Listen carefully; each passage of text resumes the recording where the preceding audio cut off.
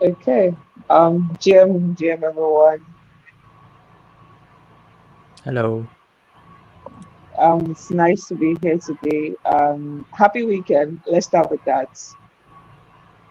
And Hi everyone. Welcome to another session of the Ethereum Nigeria Weekly Circuit. Today we'll be going with some of the introduction to modular blockchain development, and we have a team from KRNL Labs, and they'll be giving us some rundown and intro to KRNL Labs, the KOS architecture, the platform, and some bounties that are currently available on KRNL Lab. And I think the duration for this weekly circuit is 1 hour 30 minutes, and I am I am very pleased to have a team from KRNL Lab.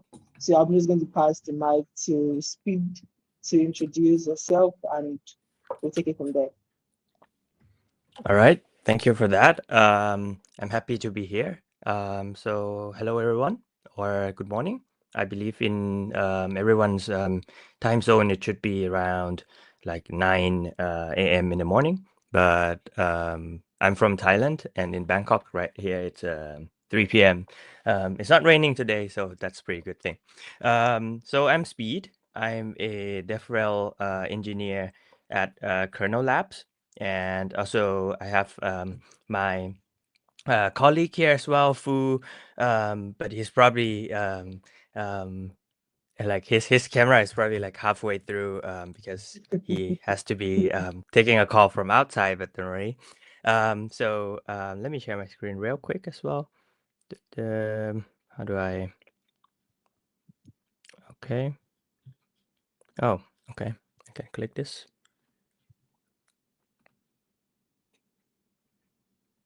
Is it sharing here? Not yet, Ah, okay. but it's There we coming go. on. Yeah, yes, Oh, it's showing now. slideshow. Okay. So yeah, welcome everyone again. So for this entire session, I mean, since it's the first of the three workshops that we are going to have for the next few weeks. I mean, including this today as well. So for today's session, I would like to focus on the overview of Kernel Labs. Who are we? Who we are? Why? And what are we trying to achieve from our product. So okay, just to give everyone a brief idea on the co-founders and our advisors. So on the most left we have a Asim. He's the co-founder of Kernel Labs, and he is also our CEO.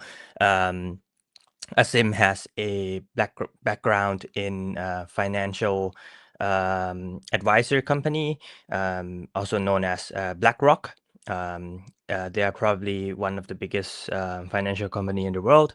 So after Asim left BlackRock a few years ago, he and his friends founded a VC, or venture capital, or investors, if we have to be simple here.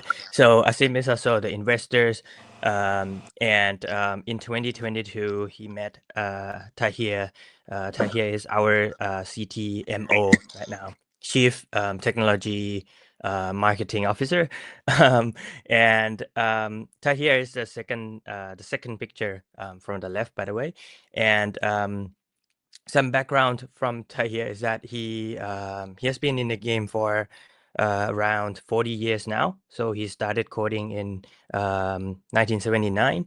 Um, we'll dig down into Tahir's background a little bit more, because I would say 95% of the architecture of our product is from Tahir, and another 5% is more like a some minor iteration from the actual implementation, when developers try to do um, according to his architecture and stuff.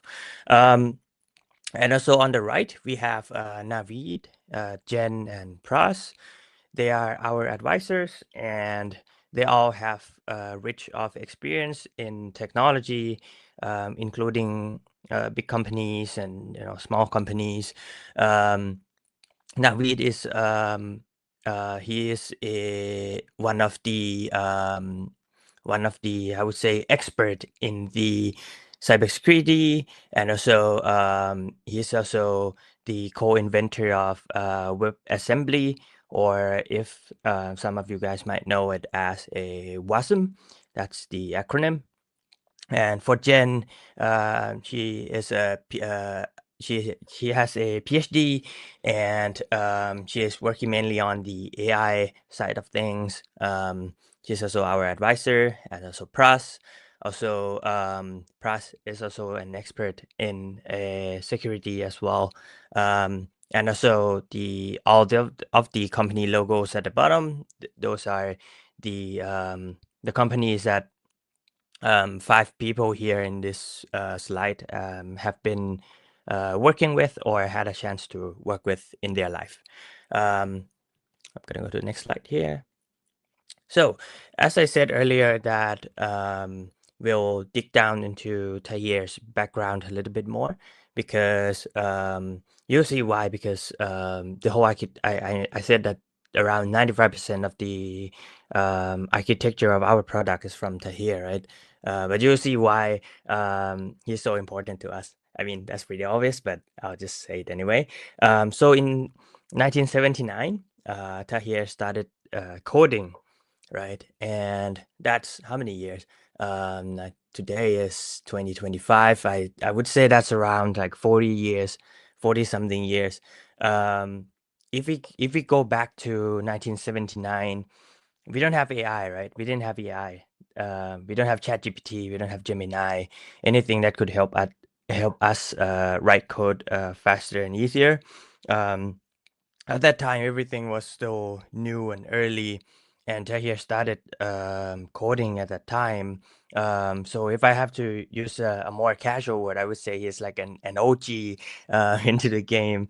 And so in 1985 until 1989, he pursued his study path in Manchester Polytechnic, in computer science, of course.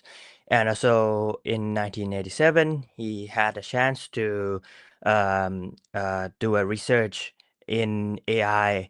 So imagine that today we have all the AI tools out there. We have Claude, we have Grok, we have ChatGPT and stuff. Tahir worked in AI like 40 years ago. Um, he already has experience like for so long. Skip to 1989.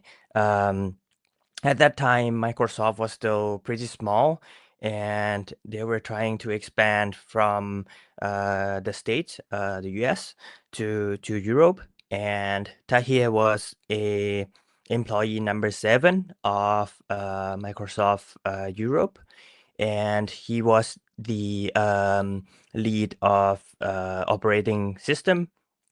Also, I'm not even sure at this point that in that year, like which version of Windows did we have? It was so long ago. Um, and also, um, after Tahir left Microsoft, he has been working in technology as a consultant, as a architect, as pretty much every almost every fields that you can imagine. He was also a inventor of a phone that we probably all know as BlackBerry. If you guys can remember, around like 15 years ago, BlackBerry was still not was still was pretty famous. They make like a phone that you have like the whole keyboard, like a tiny buttons as a keyboard on the phone. Tahir was the inventor of that BlackBerry, and also Tahir. Oops, I think my screen was flickering. Okay, sorry for that. And also Tahir was at some point of Tahir's life, he had a chance to designed the Apple retail store as well. Not to mention that he is also the inventor of over 40 patents. So, he likes to invent stuff. He likes to design stuffs. I believe some of his patents are also on his LinkedIn profile. So feel free to check it out, Tahir Mahmood. So that's roughly his background. And you can see that we have a pretty seasoned co-founder and also the CTO. He drew us like all the architecture, the things that need to be done in terms of the kernel product. And I'm going to move to the next slide here. Okay. And on this slide here, these are the list of our partners, and also some of them are also our investor as well at some point. And currently, we have been trying to um, build more connections um, in term of like the collaborations, and also find the mutual um, benefit amongst like other companies, because Web3 it's new, and sometimes you have to rely on other people technology, right? I mean, that's actually life in general. But the list here, it might already be outdated already, because we've been expanding in terms of like business fields, and we talk to new companies like every day and every day. But yeah, for now, these are the people that we have been collaborated with. Okay. So this slide is actually it represents our product in a very high level way. So we have the modified Geth node, and we have the on-chain authority on the right, right? So if I have to revise a little bit, so in the blockchain ecosystem as a whole, I'm gonna just say Ethereum. So in Ethereum network, you have so many kind of nodes. So imagine when you try to build a facebook.com, for example. If you have to build a facebook.com, you probably don't try to code it from binary code, right? It's not going to be like 0 and 1. That's going to be way too hard to just code facebook.com, because we can just use the existing framework out there. For example, like React, Angular, Next, Gin, Python Flask, or Java Spring Boot, and so on, right? So these frameworks, they are made to simplify and make everyone's life easier by instead of you build everything from scratch, you build each component of the web app or the server app by yourself. You can just take these existing frameworks, and then you just try to build the functions on top of it, right? um, and in terms of that, imagine if you want to build a facebook.com, you're probably gonna design it in a way that you have the front end application where it will be run on the user's machine, either like a laptop or a computer, a MacBook, iPad, iPhone, or Android phone, or whatever. That would be like that would people would just like to call that a front end application, right? And you also have the backend application, where some people might just refer to it as a server-side application, where you don't have the UI, but you have like all the logics, all the code. You have the access to database. You store sensitive information like username and password, probably in database, and the way to access the database is probably through the backend server, the server-side application.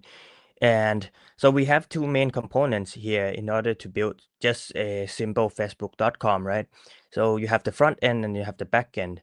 And in terms of the development, when you try to build a front end, you're probably just gonna use React and Next and whatever. And for backend, you could use Node.js, you could use, I don't know, Java, Spring Boot, and stuff. The reason why I try to explain this for so long is that um, so for each of the framework, so let's say Spring Boot, you can use you have to use Java, right? If you want to use Next.js or Node.js, it's gonna be JavaScript. That thing also, I mean, that not that thing. That theory also applies to the blockchain and Web3 as well. In Ethereum, we have so many node clients. You have Geth node that you can see the word Geth on the screen right here. You also have Reth node, which stands for Rust Ethereum. Geth stands for Go Ethereum, or also Golang. Um, it means that the client, the node of Geth, it's made from Golang. So in order to actually clone the repository and then try to run the node by yourself, it's going to be in Golang. There are also other coding languages as well in the whole of Ethereum network. There's a TypeScript node. There's a C sharp, C++. I mean, their choice is entirely up to the node runners, right? But let's not focus too much onto that part. So for Geth node, Geth is probably it's not like we all have a rule of like, oh, Geth is a standard node, but it's pretty widely known that in the Ethereum network, people just use either Geth or Rust Ethereum or Go Ethereum. So for kernel, we actually take the Geth node and then we modify that. And we'll probably have some more information on the upcoming slide. But we take the Geth node, we take the Geth client, and then we add extra functionalities on top of the Geth node. And the extra functionalities, it means that we are enabled to call the smart contract functions on another blockchain network or other blockchain networks, and also the web API, like Web2 web API as well. While we don't actually break the Geth node, the Geth node is still a Geth node. So technically speaking, not technically speaking, so frankly speaking, so our node, it still acts as a normal Ethereum node, but users can actually call the extra functionalities. I'll get into this a little bit later. And we also have the thing that is called token authority, or on this slide is a on-chain token authority. You can think of it this way. It's kind of like a policeman that will take care of things, see if we have any malicious activity, see if we have something that might not be or should not be allowed, like in the transaction of any users who call our modified Geth node. Let's move to the next slide so that we can see a little bit more. Okay, so let's talk about on-chain token authority first. So as I mentioned earlier, that on-chain token authority, let's just call it as a full name, right? So on-chain TA, it's a smart contract that is that has to be deployed on the confidential blockchain networks. Currently, we at the stage of testnet. So the supported chain or blockchain network right now is the Oasis Sapphire, which is it's a public chain that they have the privacy concern as their number one um, how do you say, number one like slogan or rule. I mean, if you go to their website right now, you can see that they always say privacy, privacy, privacy over like all over. So that's pretty cool because it's a public blockchain network, and but the privacy concern is like their number one goal. That's pretty cool.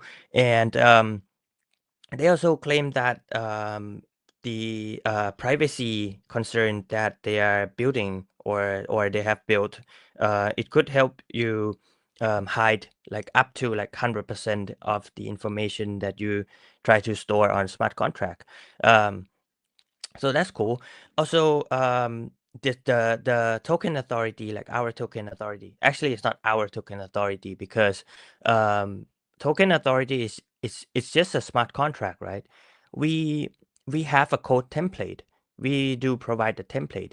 However, the owner of the token authority, they can just fork it and add some extra functions on top of the existing code that we made as well. So when I refer to token authority as the policeman, it's not like token authority can just blow in the whistle and then put on some flashlight, but token authority can take care of the responses from the data that the node fetch from other sources, and also token authority can validate if the versioning of the node and also the versioning of um, the whole, how do I say, um, the whole transaction flow and the version of the node like matches. Um, I mean, actually, in token authority source code, if you if any one of you have a chance to take a look at that, it's kind of long, but it's not like long that you feel lazy, that you feel like, oh, I don't want to read this anymore. Maybe after this session, if you have a chance, please check it out. There are other elements that I didn't say and cover as well for the token authority, um, because it does so many things. So let's get to the next slide for now. So yeah, the modified get node, right? So the thing that we did is that on top of the get node or the get client, we use the GraphQL runtime engine with custom resolvers. What is GraphQL, right? So a few years ago, when Facebook was still new, they had a problem when they tried to make a Facebook app on the mobile app because when people use their phone, sometimes the internet speed is not as fast as you are using Wi-Fi.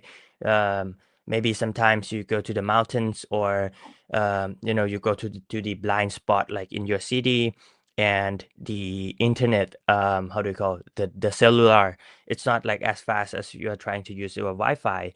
So the developers at Facebook at that time, so now it's now Meta, but the developers at Facebook, they just built this piece of technology called GraphQL, which helps with fetching data, and also it also helps with fetching fetching data, but from many sources, including different APIs, different databases, and we use this piece of technology on our modified Geth node, or in our company we like to call them as just kernel node because we have some extra functions, right?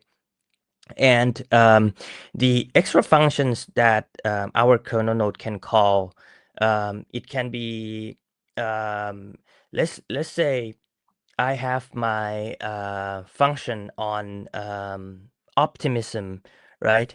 I have function hello world on optimism, but I want to make a transaction on Ethereum network, which is the main network that I'm focusing on, right? Um, like right now, currently, if you don't use kernel, it's pretty hard to just, okay, I wanna call hello world on optimism, and then I'm gonna use that response into my Ethereum. that's probably gonna have to be implemented through a dApp or I mean, it's possible, but it's not happening like on the node level. But with our kernel node, the way that the node call hello world function on optimism is actually executing through the node itself. So after the response is sent back, users can just use that data like after fetching like that right away. Um, and not also not only the hello world function on optimism, but you can also call the web2 or web API. Imagine you want to use a Google Maps API to get the geolocation of your users. You can also do it through kernel node as well.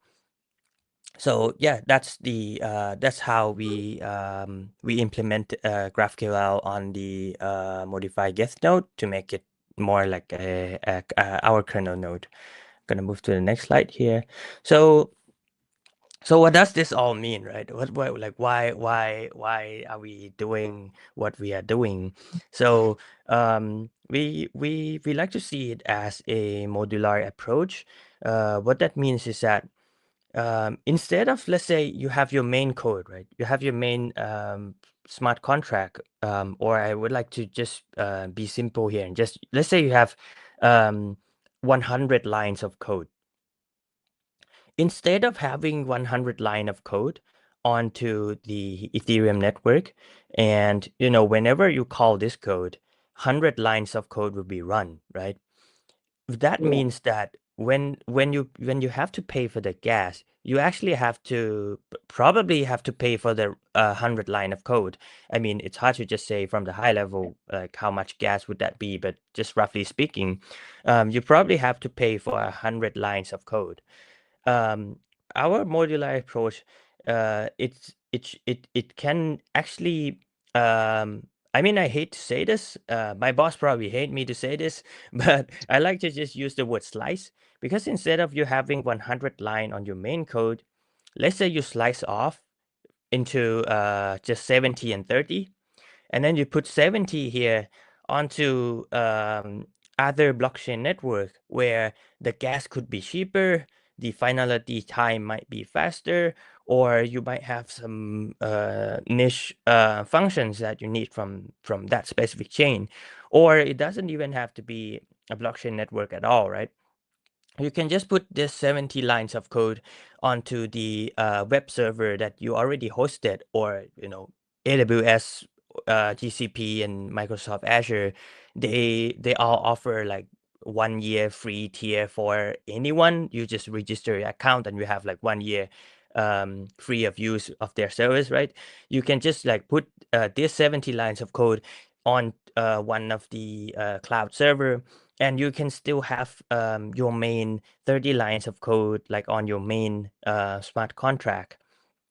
So in that case, you probably don't have to pay as much as when you were having 100 lines of code.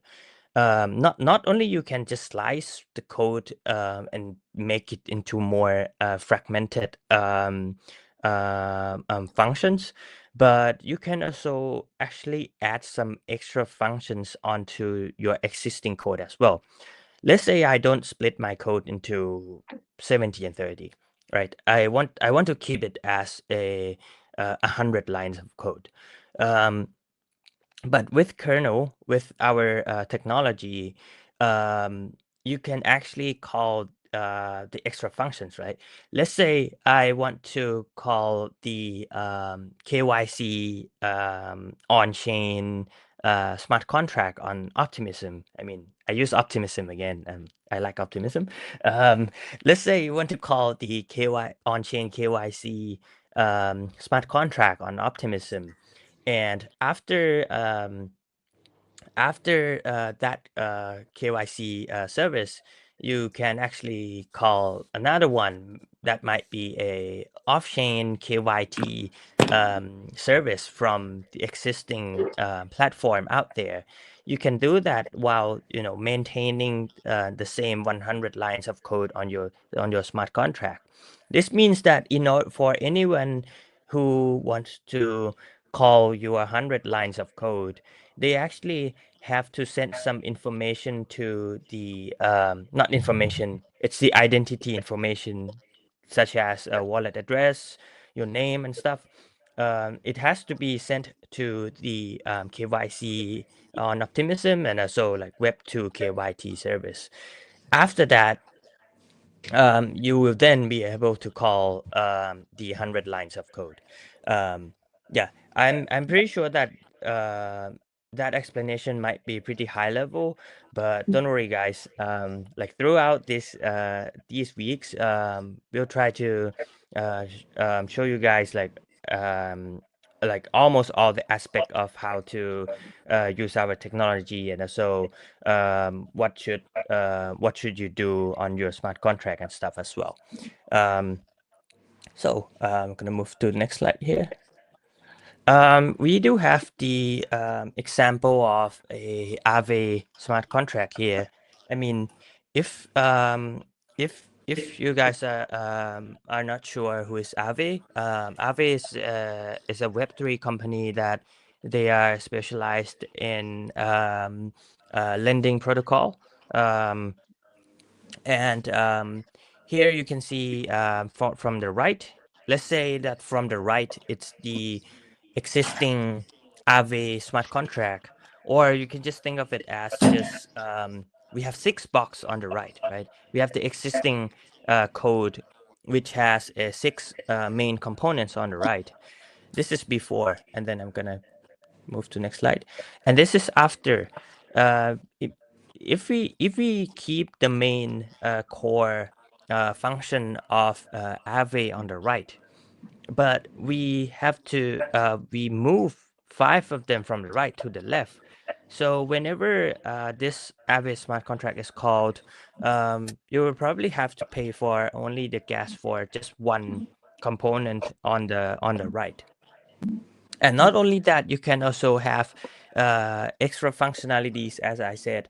Right here, we have some example of Elliptic, which is a KYT Web2 service. They have their database, and they keep tracks of people who have done malicious activities like from the past. Um, we have Passport here, which is the on-chain KYC, also off-chain as well. But I mean, they have both. We have Compilot and we have Taint Analysis. These are all the extra layer of security measure, um, because if you don't use kernel in order to actually implement all of this, as I mentioned, it's probably have to be through a dApp. And imagine if you have a dApp and it has to do all the huge computation, and it has to wait for the responses, and you have to deal with all the API keys and stuff. um, that's actually a big headache. With us, everything that you see on the left part here, like nine boxes, it's all happening through the kernel node. So this slide here, we have the um, this is probably the, how do I say, the most detailed simple diagram. I mean, it's pretty detailed, but it's also simple at the same time.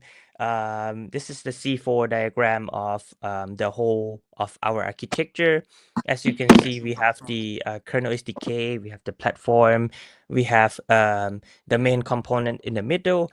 This is our kernel node, and we like to call the main brain of the kernel node as the kernel compute engine. But it's fine. You can just call it as like kernel node. We also have token authority on the right as well, as you can see.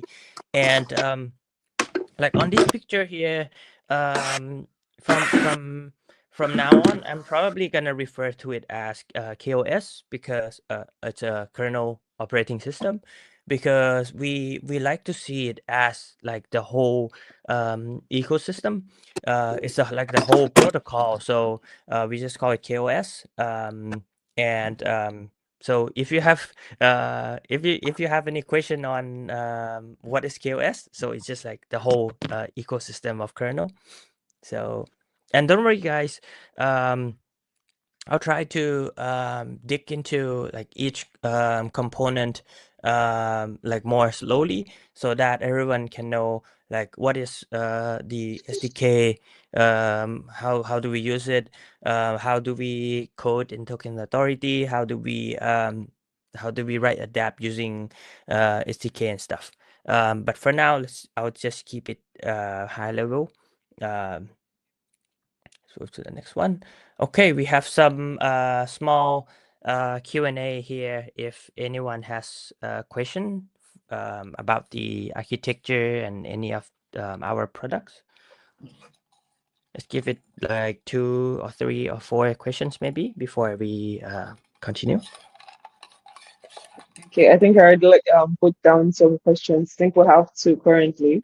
You mentioned something concerning modifying the Git node and how you can call functions from other blockchain using the modified Git node. So I'm like, does that promote interoperability and does it introduce any vulnerability? Since you can actually call from other blockchains.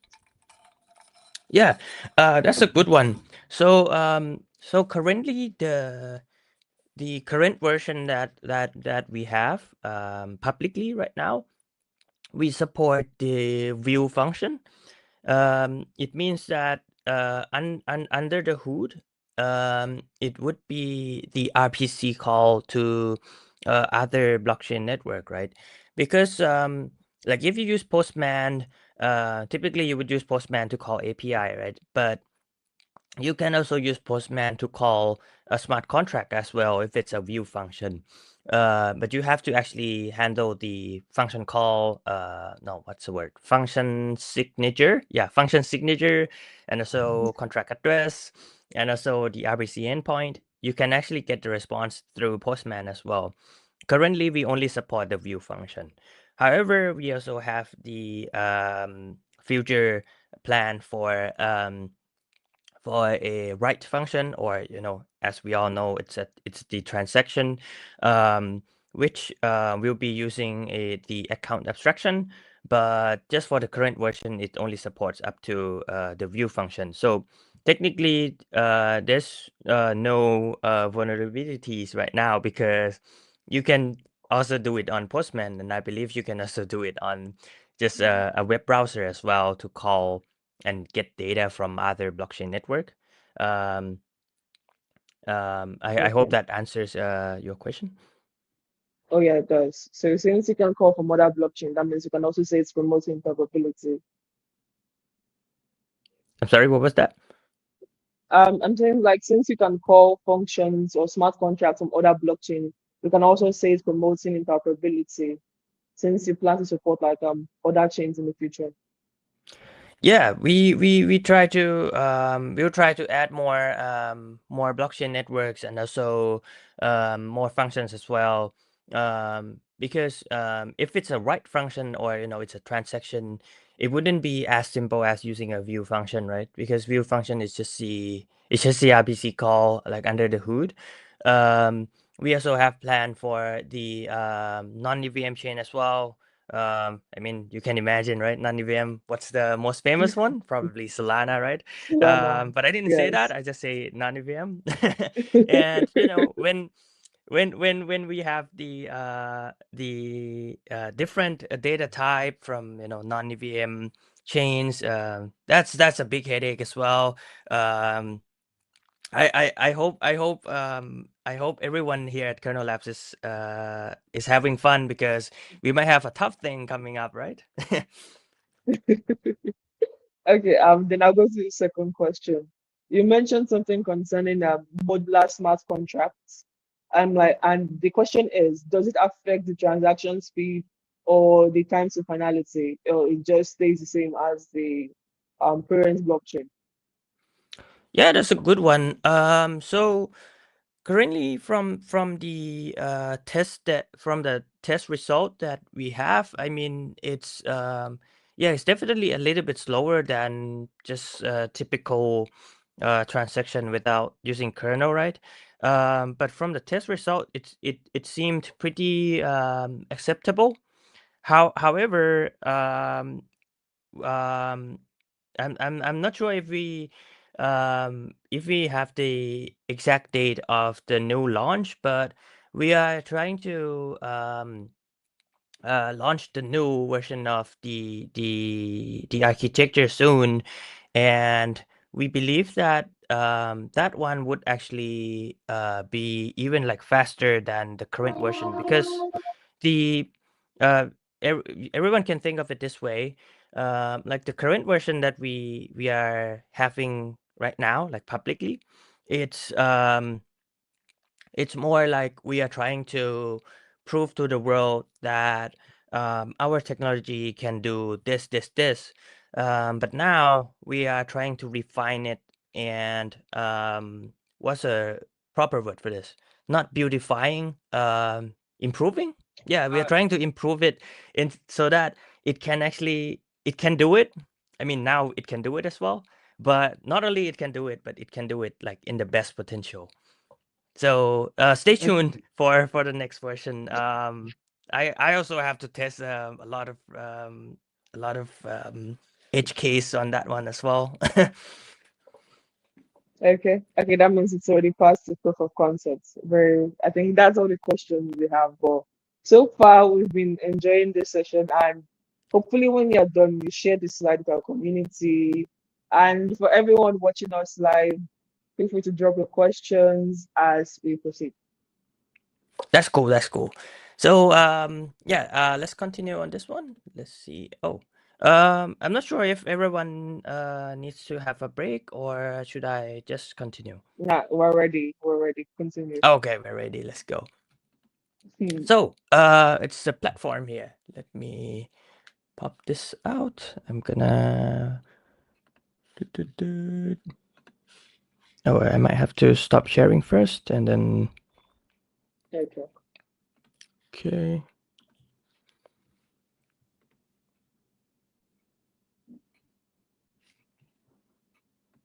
Okay. Oh, there's a lot of tabs. So, I would like to show everyone our kernel platform. Roughly speaking, kernel our platform it's not it's just a dApp. It's just a dApp that connects to the registries. So let me zoom in as well. So we have contract registry, kernel registry, dApp registry.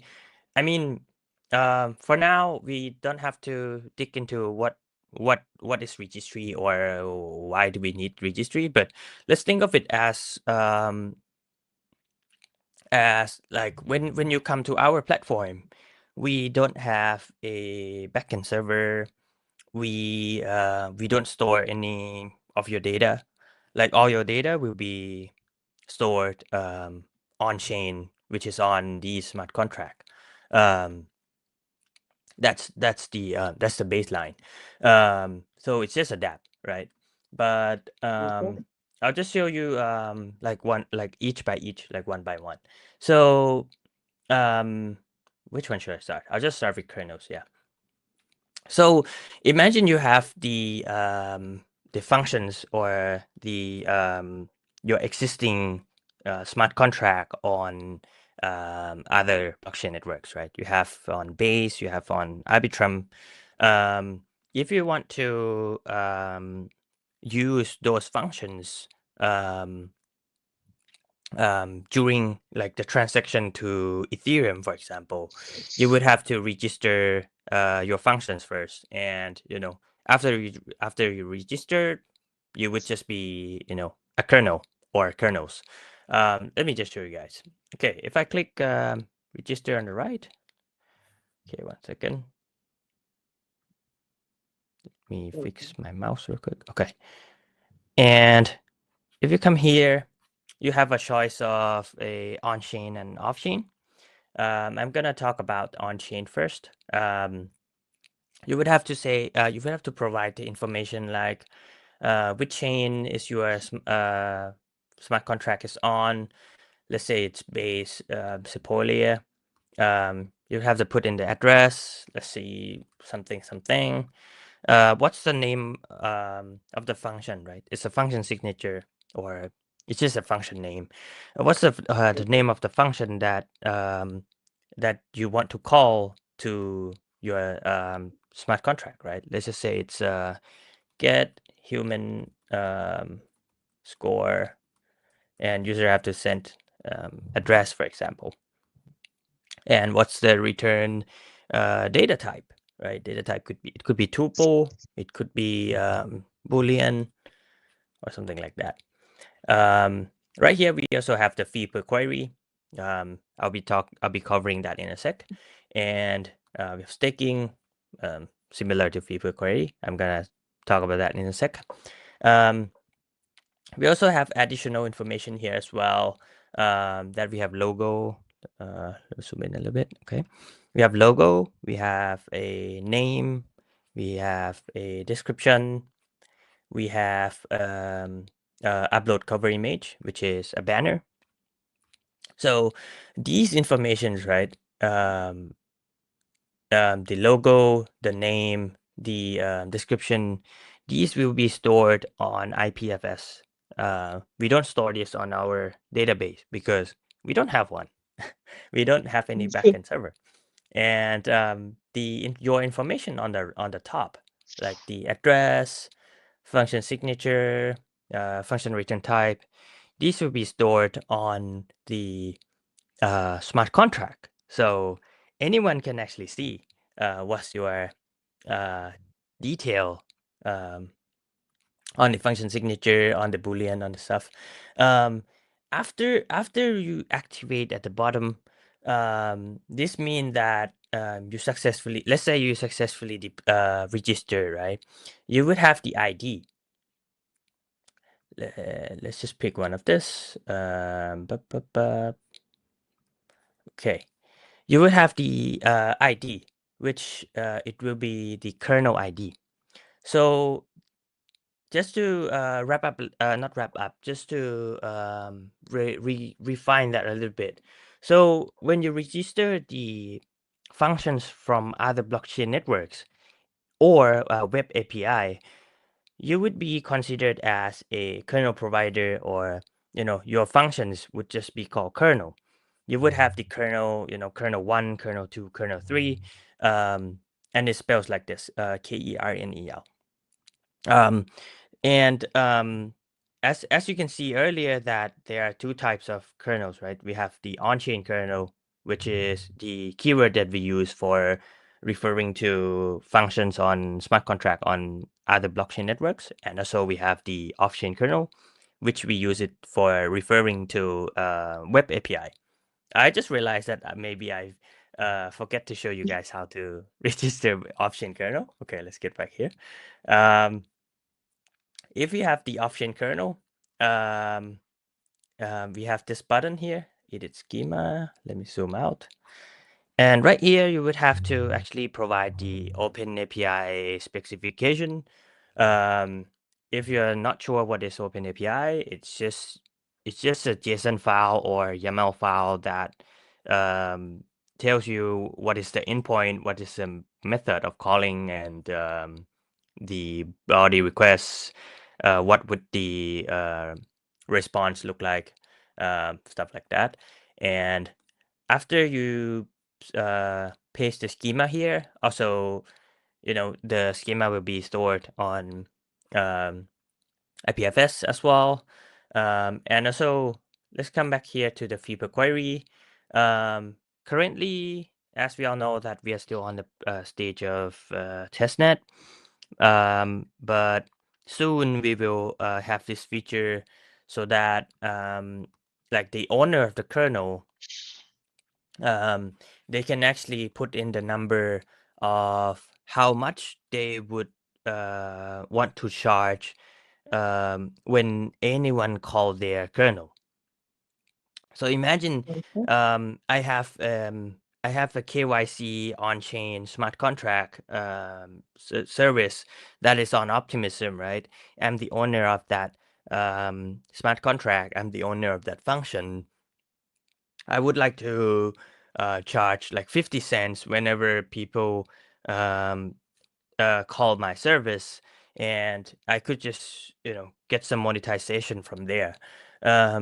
There's also a staking as well. Currently, the default value is 0, but eventually, when the owner of the kernel they want to register their functions to be one of kernels, they would have to stake some tokens, just for this feature is actually for the how do you call the reliability of of each kernel.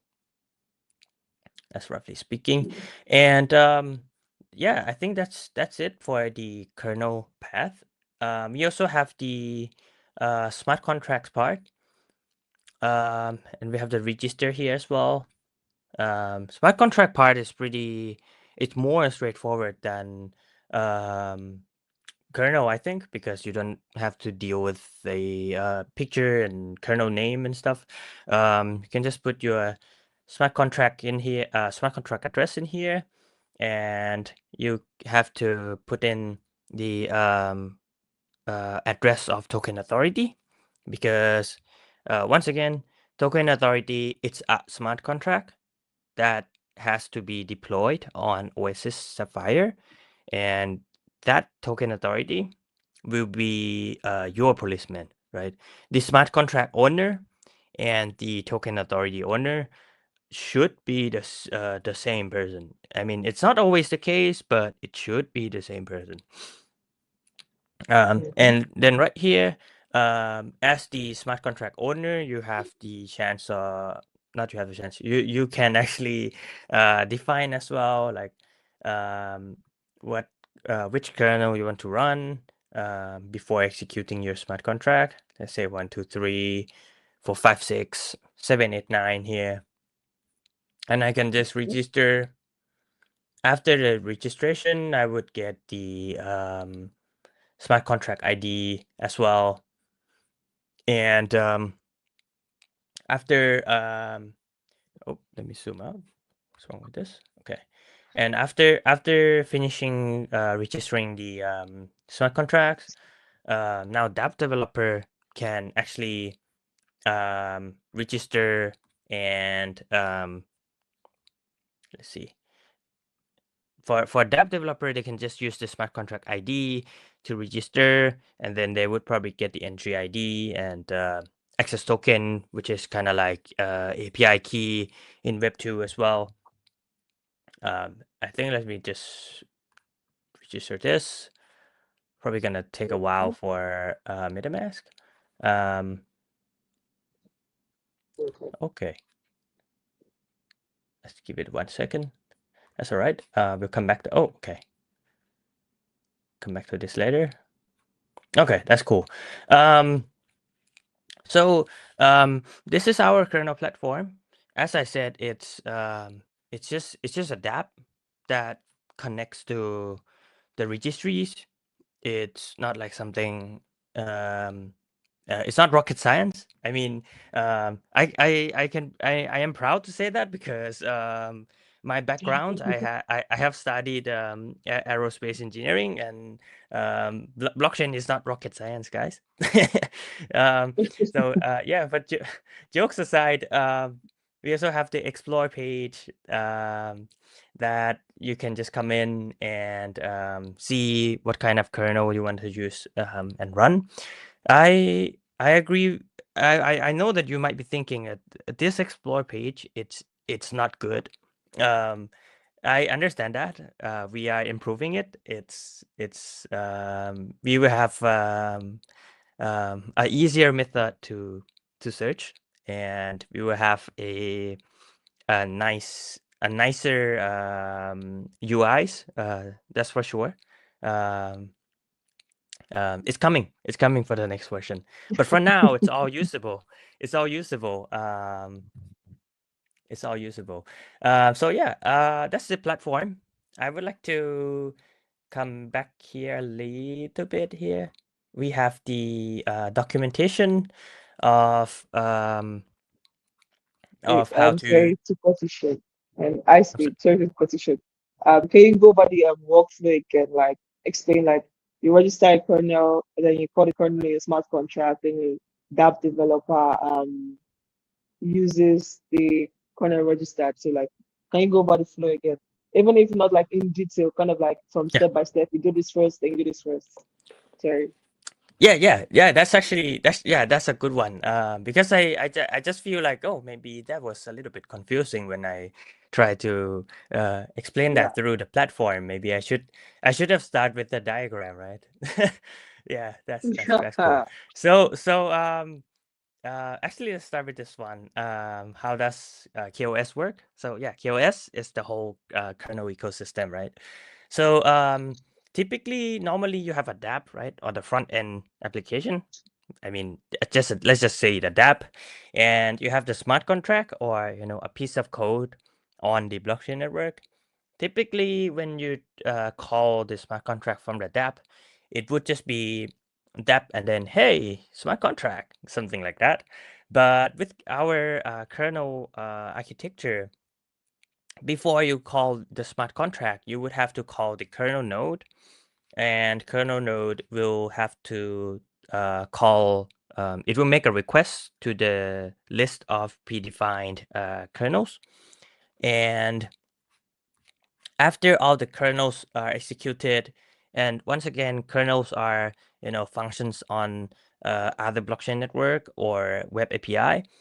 Um, After all the kernels are finished, it will send the response to the node, right? And then the kernel node will send the kernel responses to token authority. Token authority will see, and then it will actually give the opinion here on whether token authority should allow the transaction or token authority should not allow the transaction.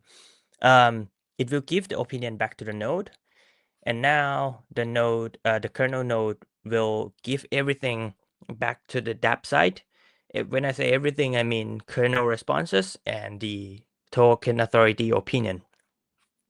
And then finally, we can, like from the dApp side, we can actually call the smart contract, and we have to attach the kernel responses, token authority opinion into the smart contract. And the smart contract will be the one who make the final decision on whether the transaction should be allowed or it should not be allowed.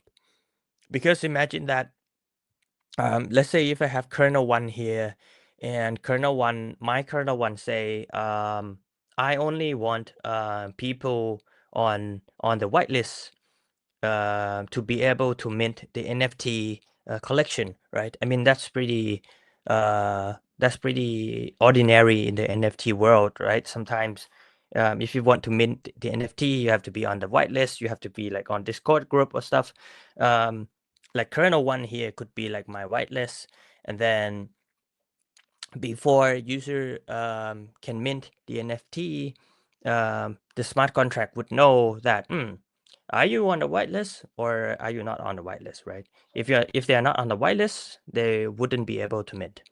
That's roughly what's happening behind the scene during the transaction call. And whoops, sorry, wrong one. This one. Okay, and I have this diagram here to explain a little bit more about our kernel platform as well. Um, so um, this is the path of each actor, or each audience group that we are trying to focus, right? The first actor, or the first group of people that have to register on platform first should be the kernel owner, or kernel provider. That's what we call. Like if on here, we have Tom and Jerry. One of them is the Web2 developer. They want people to use their service. One of them is the on-chain KYC service on Optimism. Um, Same thing. They want people to use their service. The big blue bar here is actually the kernel platform, and they would just come to our platform and register. They would get the ID, right? As we all see earlier, that you can come to kernel platform, click kernel tab on the left, click register, straightforward. That's actually done for the kernel provider. All they have to do is wait until somebody use their service, right? They can just put like, oh, 50 cents per query, and then they just wait until people call their service. Um, the next actor would be the smart contract developer. They would have to do more than one stuff. That's unfortunate. So they actually have to choose the kernel first. Well, like which one will be run, will be helping them into um, building the actual smart contract. I mean, on this diagram here, we have the minting ABC coin, but I just gave you guys like the example earlier that let's say it's an NFT collection, right? Let's say it's a minting NFT collection, and you want only people from your whitelist to be able to mint your collection. So your kernel could be, the ID, let's say ID 555. Fun fact, 555 in Thai, it's pronounced as ha ha ha. It's just like the way you laugh, but yeah. So let's say we have kernel 555 as the whitelist kernel. Um, Bob here, or smart contract owner, he would have to actually code it on his TA saying that, oh, I want to run kernel 555. And then Bob can deploy his TA, his policeman, and also his minting NFT smart contract.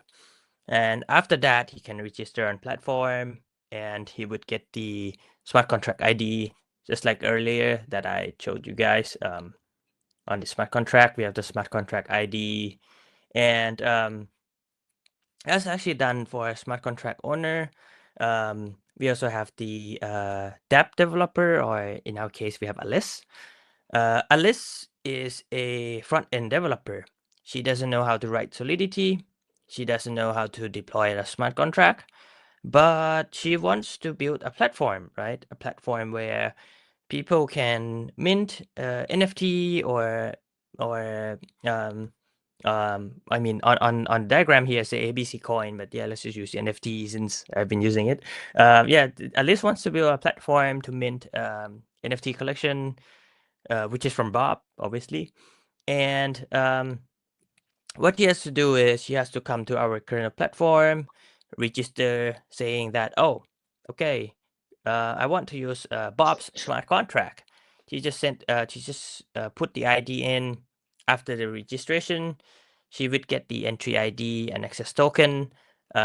These two will be used within the kernel SDK. Let me show you the actual one on the platform.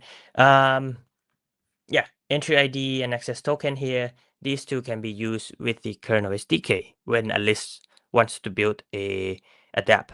I understand that sometimes, well, not sometimes, because a lot of developers out there, they are not just front-end developer, right? And they're not just back-end developer. Most developers are full stack developers, right? They probably built their own smart contract, built their own dApp, and also probably some DevOps pipeline. Um, so in reality, the smart contract owner, or Bob in our case, and also Alice here, they can be the same person, technically speaking. They can be the same person. And also, not only that, but if we scroll back here to the first path here, we have Tom and Jerry. Um, Jerry could be Bob himself as well, right? But we still have Tom. So in that case, it could be Jerry, Bob, and Alice could just be Bob. And then Bob will still use the on-chain KYC service from Tom in that case. Um, that's roughly speaking on the sequence of each audience, each actor that involved with the kernel platform, and I mean kernel platform registration, and also like some brief steps on how each actor can actually correlate with each other. But what about us, right? What about like end user like us? Um, Honestly, it's all happening behind the scene. You probably don't see what's going on when you go to any dApp, right? Imagine you use Facebook.com. When you try to upload a photo, you try to upload your status, you don't technically see what's happening behind the scene, right? All you see is just UI, which is from the front end, which in our case it's Alyssa's dApp. Um, we only see her dApp, but Alyssa's dApp here, behind the scene, it will actually call to kernel node call to their list of predefined kernels, give back the response, go to TA back to the node back to the dApp, and then the dApp to the final smart contract here. It's all happening behind the scene, and we probably don't see that. Um, and yeah, that's roughly the steps and stuff. Um, I chose the platform already as well. Um, we also have the sandbox. Let me see which tab is my sandbox. Okay, we also have the kernel sandbox right here. Okay. Which one of our developers at kernel, he built this one just as an example of a dApp that use kernel SDK. Um, we have like some templates here that people can use, and also this is once again, this is just a dApp. It's not like anything fancy. It's actually made for someone who doesn't like a front end development. I mean, honestly, I also don't like doing front end. So I love this sandbox. Um, so for those of you who want to try, or you only want to build a contract but you don't want to build a dApp, we have got your back. We have our sandbox that anyone can use. Um, so what else do I have? Duh, duh, duh.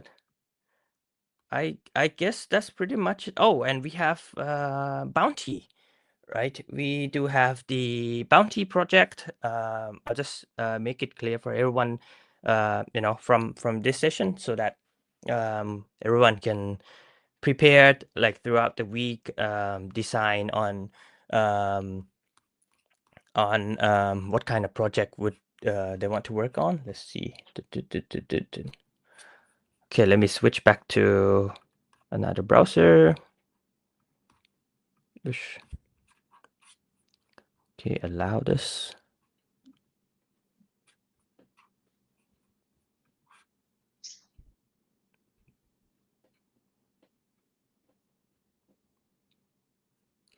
Am I sharing my screen? Oh. Not yet. Mm. Oh, okay. Here we go. Okay. Okay, so we do have a bounty reward bounty program, which means that we have a price of $50 until like 1,000. But the criteria is like for $50, it's purposely for someone who just built a simple project. Definitely more than copying and pasting, but it's just the matter of like trying our technology. Um, and it could be like a simple project. It could be like some component could be like just hard coding. Um, but on the other side, for like $1,000, it should be I mean, I always say this, and I don't technically like it, but it should be something that could potentially change the world, specifically in Web3. Um, that is like on the high range, and the idea of the project, it is totally up to you guys. It could be a DeFi, NFTs, ERC20. Um, it could be so many things. It's totally up to you guys on the project ideas. The reason why we don't restrict that is because we want people to be creative and try to use our technology more and more. Um, so yeah, that is the bounty reward. I'm not sure which chat should I send the URL in so that everyone can access the link. Let me see.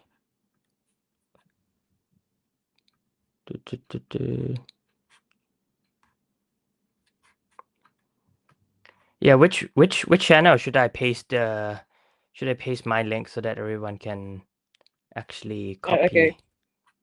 Let's see. I Should think it be? post. I think you can post it here. Then when we're done, we'll share it on all the platforms. Oh, okay. Let me see. One sec. Okay, this is. I'll just send everything. We have the website, platform, docs, sandbox, and bounty. Okay, do I send?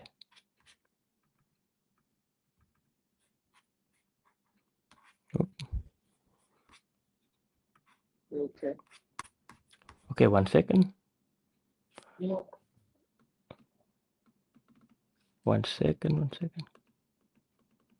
Uh, whoosh. Okay. Okay, is this one works? Does this one work? Yeah, it Uh, does. It oh, does. okay. They have That's lovely. the top. Okay. That's lovely. Okay. Yeah, I guess next it would be just Q&A on from everyone, whether they have question or I mean whether they have question regarding to our product or just blockchain Web3 overall. I'm happy to answer.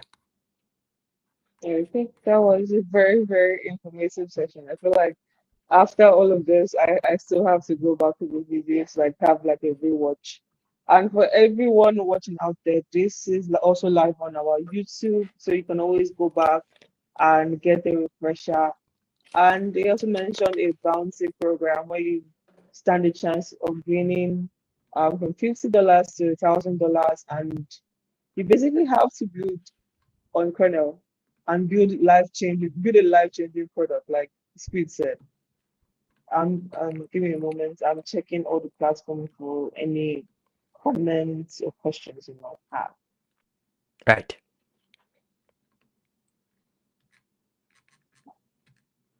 Okay, we don't have a question on Twitter. I don't think we have. I'm gonna check on YouTube as well. But for okay, I think I have one question. So on when you're explaining the entire process of registering a kernel, basically, when you register a kernel, does it become available publicly to everyone to use?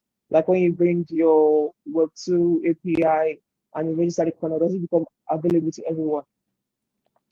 Yeah, it's yes. It will be publicly for anyone to see and use. However, for API, I mean, actually for API specifically, when you try to use the API service from any of the provider out there, let's say Google Maps, right? When you try Mm-hmm. to get the geolocation using Google Maps API, you would have to actually get the API key from Google first. And so you actually don't have to put the API key during the registration process. You only have to provide API key when you actually use that. kernel from the dApp. So um, there's no leaking information at that stage. But yeah, the everything will be publicly um, viewable, readable. Yeah. Okay, okay, that makes sense. And then you also mentioned staking tokens for reliability. And currently, I know it's on Ethereum Sequoia. So the tokens that will be staked for reliability of a kernel, will it just be Ethereum or there's plans to support more tokens? Um, I think in term of the staking tokens, I think we even haven't settled on which token will be used. Um, but we do have the plan for that. I mean, the harder thing right now, the harder part right now is probably to improve improve like the features of like doing the right function using account abstraction, calling to non-EVM chains. Those are the main priorities. But in terms of like which currency will be for staking, we haven't even concluded that. Okay, okay. So currently, if you want to register a kernel, since we've not decided on a particular token to be staked, will it just be by default Ethereum, or you can just go ahead and register the kernel without staking? I mean, for staking right now, I'm I'm not entirely remember even if we put like the number in, is it gonna take I mean I don't remember if your token will actually be staked or we just have that sidebar for testing. I don't entirely remember. Yeah, okay. So Okay. technically you can just use everything without staking anything. Um since we set the minimum to 0 right now. Okay. So that I think that's all the questions from me.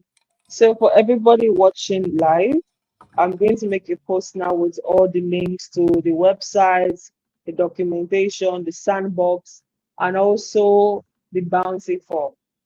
Basically everything you need to know about kernel. And if you have more questions, you can send them in as we proceed. I'll be going from Twitter to YouTube to LinkedIn to check if we have any questions. But thank you, Steve. That was an amazing presentation. Like right now, I have like a whole lot to go and think about and brainstorm, and especially the fact that kernel kind of works on the node part of everything. Like it goes down to the most basic part of where execution Yeah. happens. So thank you for that wonderful presentation. That was amazing. Yeah. That was I very, mean, very amazing. on honestly, when I first worked here, if I'm being super honest here, I did not understand what we are trying to do. But then when I 1 week later, when I actually when I understood what we were trying to achieve, my brain was as well. So yeah, now it's getting like more and more rigid, and we have an actual product that people can see, people can test, people can use. I'm happy. I'm happy to be here. Thanks for having me as well. Yeah, okay. And this is like the first of the I think we have like three events. This is like the very, very first event. The purpose of this event is basically to introduce KRNL Labs to everyone. And hopefully for our next session, we can have like a more, should I say, more development focused kind of Yes, presentation where you take us through registering the kernel and then probably we'll play around with some dApps. yes, If you're down with that, because that would be actually amazing. And yeah, my mind when I was like, poof, there's a lot to think about. right. If I'm being honest, and that was just amazing. That's all I have to say. Just give me a moment. I'm still checking for questions.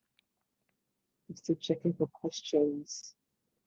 And the CTO, I think the last space I had with him, and he was explaining the whole process of kernel. I was actually I was amazed.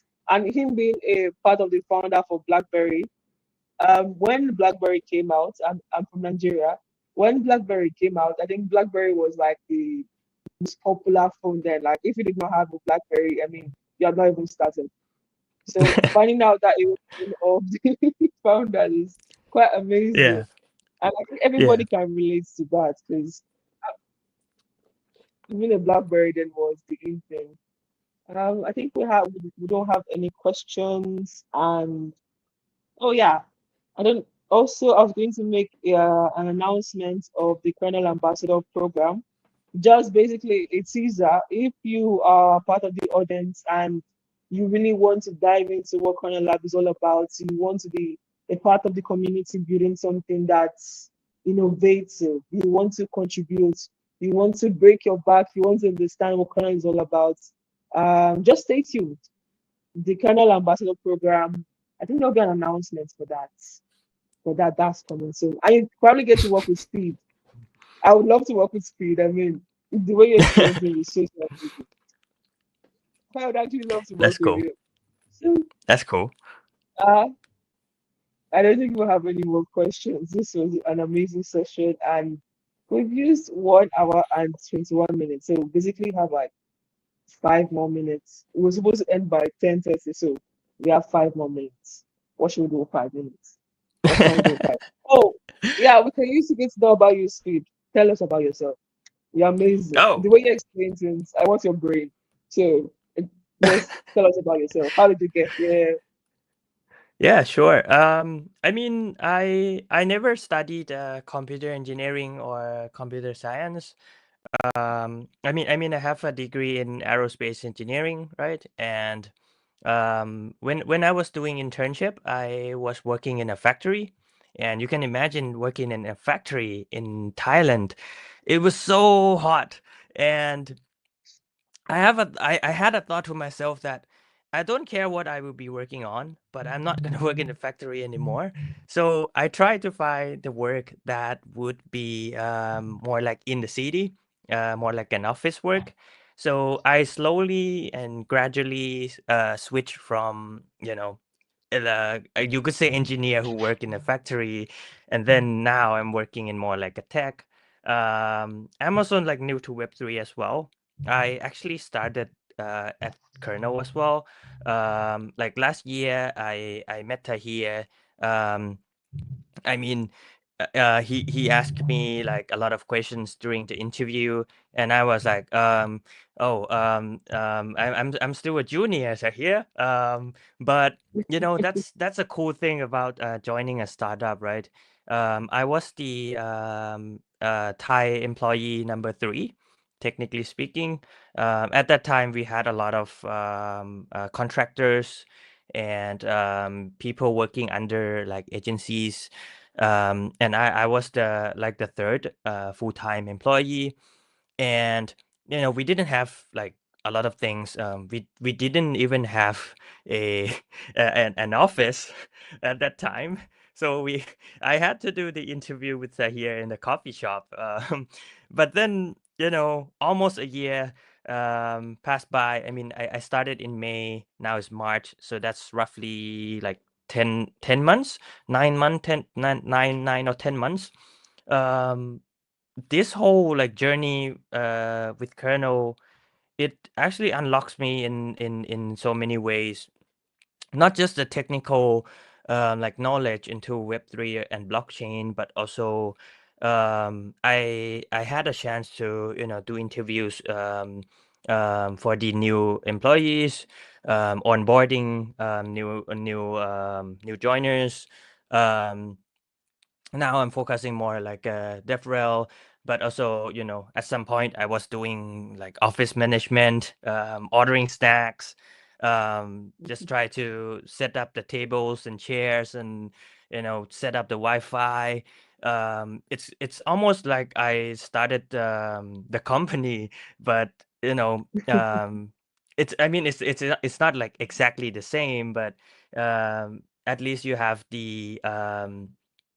how do you say, you have both the hard skills and the soft skills, right, along the way.